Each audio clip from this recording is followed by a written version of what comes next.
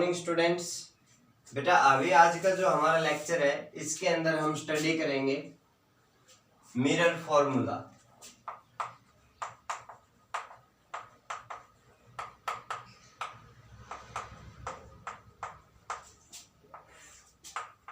Mirror formula, सबसे पहले आप डेफिनेशन लिखें। Mirror formula is a formula which gives the relation between object distance, image distance and focal length of a spherical mirror। अभी देखो, हमें पता है कि ऑब्जेक्ट डिस्टेंस को हम रिप्रेजेंट करते हैं U से, इमेज डिस्टेंस को हम रिप्रेजेंट करते हैं V से, और फोकल लेंथ को हम रिप्रेजेंट करते हैं स्मॉल f से। ठीक है, अब यहां से अगर हम बात करें तो जो मिरर फॉर्मूला है वो हमारे पास होता है 1/f is equals to 1/u plus 1/v।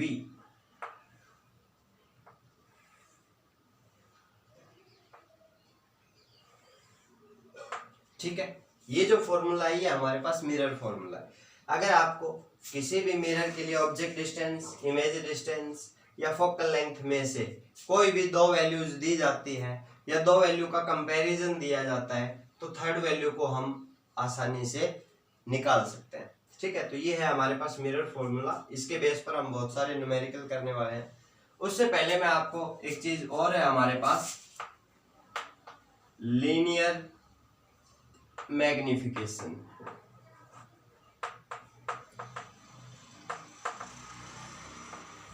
Linear magnification को हम स्मॉल m से रिप्रेजेंट करते हैं। क्लियर? तो सबसे पहले आप इसकी डेफिनेशन लिखें कि linear magnification of a spherical mirror is defined as the ratio of size of image to the size of object, और it is also equal to the ratio of, or it is also equal to the negative of ratio of the image distance to the object distance। Clear? अभी हमारे पास जैसा कि मैंने लिखवाया, linear magnification होती है size of image upon size of object. अभी जो इमेज का साइज है उसको हम h डैश से रिप्रेजेंट करते हैं और ऑब्जेक्ट का जो साइज है उसको हम h से रिप्रेजेंट करते हैं। यानी कि जो पहला फॉर्मूला है वो हमारे पास है h डैश अपॉन h। ठीक है, कई बुक्स में आप देखेंगे कि इमेज के साइज को h1 से रिप्रेजेंट किया हुआ है, ऑब्जेक्ट के साइज को h2 से रिप्रेजेंट किया हुआ है। तो रिप्रेजेंटेशन कुछ भी हो सकता है लेकिन फॉर्मूला यही होगा। ठीक है, सेकेंड हमारे पास आता है कि जो मैग्निफिकेशन है वो उसको हम लिख सकते हैं it is also equal to the negative of image distance divided by object distance. यानी कि जो हमारा फॉर्मूला है वो क्या आता है, माइनस v/u। ये हमारे पास कंप्लीट फॉर्मूला है मैग्निफिकेशन के लिए। ठीक है, अभी अगर हम बात करें मैग्निफिकेशन के लिए तो हमें पता है कि जो मैग्निफिकेशन है, अगर हम स्टार्टिंग में लेकर चलते हैं for concave mirror, concave mirror के केस में आपको पता है कि भाई दोनों टाइप की इमेज बनती है। जब इमेज का नेचर एक तो होता है वर्चुअल और इरेक्ट, दूसरा इमेज का नेचर होता है रियल एंड इन्वर्टेड। ठीक है, अभी अगर हम कॉनकेव मिरर की बात करें तो कॉनकेव मिरर के केस में जब इमेज वर्चुअल और इरेक्ट बनती है तो आपको पता है कि इमेज का साइज ऑब्जेक्ट के साइज से बड़ा होता है। ठीक है, सभी को टेबल याद होनी चाहिए। अब जब इमेज का साइज ऑब्जेक्ट के साइज से बड़ा है तो हमारा जो पहली बात तो वर्चुअल इमेज है तो दोनों का साइज पॉजिटिव लिया जाएगा। इमेज का साइज पॉजिटिव होगा, ऑब्जेक्ट का साइज ऑलरेडी पॉजिटिव ही होता है। ये हमने आपको साइन कन्वेंशन में बताए पहले, इससे पहले वीडियो आप देख सकते हैं। मैग्निफिकेशन आई हमारे पास plus H dash upon plus H, यानी मैग्निफिकेशन पॉजिटिव है।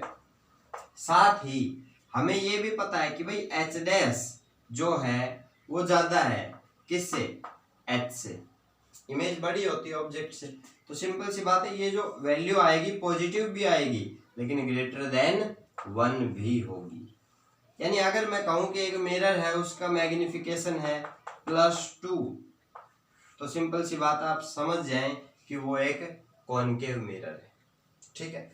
सेकंड केस है हमारे पास कि अगर रियल इन्वर्टेड इमेज है, तो सिंपल सी बात है कि इमेज अगर रियल इन्वर्टेड है तो इमेज का साइज तो हो गया नेगेटिव और ऑब्जेक्ट का साइज हो गया पॉजिटिव, यानी एच डैश तो हुई नेगेटिव और एच हो गया पॉजिटिव, यानी मैग्निफिकेशन कैसी आई, नेगेटिव। अब नेगेटिव में आने के भी हमारे पास 3 केस है। एक बार जब ऑब्जेक्ट होता है बिटवीन सी एंड एफ, एक बार जब ऑब्जेक्ट होता है एट सी, और लास्ट में जब ऑब्जेक्ट होता है बिटवीन सी एंड इन्फिनिटी, या हम कह सकते हैं बियॉन्ड सी, सी के बाद जब ऑब्जेक्ट होता है। ठीक है। अब इन हम तीनों कंडीशंस को डिस्क्राइब करते हैं। तो देखिए, जब ऑब्जेक्ट सी और एफ के बीच में होता है तो हमारे पास क्या होगा, जब ऑब्जेक्ट सी और एफ के बीच में था तो उसकी इमेज बनती है सी के बाद, और जो इमेज है वो रियल इन्वर्टेड होती है लेकिन ऑब्जेक्ट से बड़ी होती है।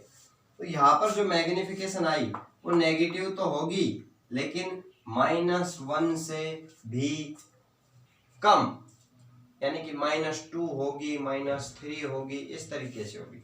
ठीक है। नेगेटिव होगी लेकिन -1 से कम होगी। अगर हम सिर्फ साइज के अकॉर्डिंग बोले तो नेगेटिव होगी और ज्यादा होगी, जैसे कि -2 होगी, -3 होगी, -4 होगी, इस तरीके से होगी। ठीक है। इस केस में अगर हम बात करें सी की, तो सी के केस में अगर जैसे मैग्निफिकेशन हमने कह दिया कोई मिरर है उसकी मैग्निफिकेशन -3 है, तो आप समझ जाओ कॉनकेव मिरर है और साथ ही ऑब्जेक्ट सी और एफ के बीच में है। ठीक है। अगर ऑब्जेक्ट सी पर रखा हुआ है तो इमेज भी सी पर बनती है, सेम साइज की बनती है, लेकिन रियल और इन्वर्टेड होती है। तो इसका मतलब है कि मैग्निफिकेशन आएगी तो नेगेटिव लेकिन इक्वल टू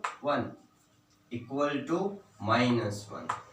ठीक है। मैग्निफिकेशन अगर किसी मिरर की -1 है तो हम सिंपल सा ये समझते हैं कि भाई जो मैग्निफिकेशन है वो नेगेटिव है तो कॉनकेव मिरर है। क्लियर। साथ ही अगर -1 है तो हम समझ गए कि कॉनकेव मिरर का कौन सा केस है, जब ऑब्जेक्ट सी पर रखा हुआ है। इसके बाद अगर ऑब्जेक्ट सी के बाद रखा जाता है तो मैग्निफिकेशन नेगेटिव तो होगी क्योंकि इमेज रियल और इन्वर्टेड बनती है, लेकिन जो इमेज का साइज है वो ऑब्जेक्ट के साइज से छोटा होता है, और अगर इमेज का साइज ऑब्जेक्ट साइज से छोटा है तो मैग्निफिकेशन नेगेटिव तो होगी लेकिन किस टाइप से, जैसे कि मैग्निफिकेशन हुई -0.5। अगर मैग्निफिकेशन नेगेटिव है चाहे कुछ भी वैल्यूज हो इनमें से, ठीक है, अगर मैग्निफिकेशन नेगेटिव है तो आप देखते ही समझ जाएंगे कॉनकेव मिरर है। लेकिन अगर आपसे केस भी पूछ लेता है कि ऑब्जेक्ट का है तो फिर आप इन केस को डिस्क्राइब करेंगे, अपने तरीके से देखेंगे। ठीक है। अगर हम बात करें कॉन्वेक्स मिरर की,